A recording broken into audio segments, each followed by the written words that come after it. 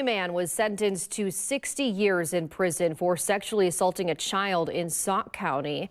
The district attorney's office says the assaults happened when the victim was between the ages of 5 and 9. 63-year-old William Murray was caught in the act by a family member.